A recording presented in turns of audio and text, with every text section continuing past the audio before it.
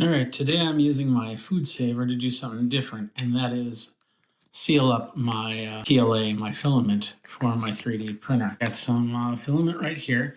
So, and of course I saved the silica gel. Very important to put that back into the mix here.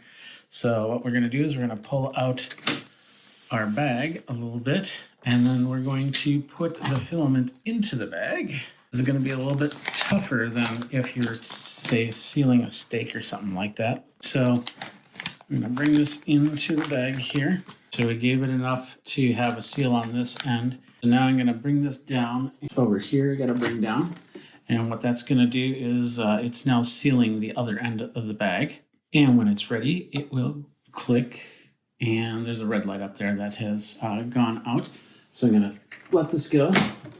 Pull this out a little bit so I can see where the seal is. There it is. And then go ahead and bring this down and cut the bag.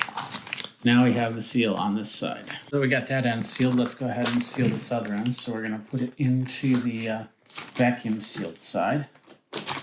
Keep it nice and straight. Oops, almost forgot to put silica gel in here. What I like to do is I like to take another roll of filament and put it right here to rest this up. So bring this up. Now that's ready. Close that down. Push the bar. And it starts sealing this up, as you can see.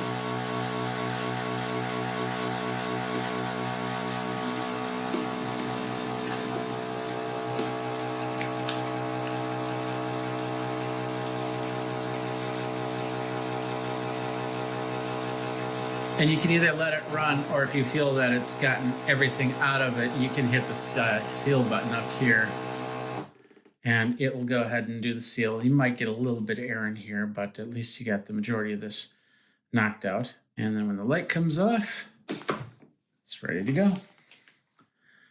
And your filament is now sealed.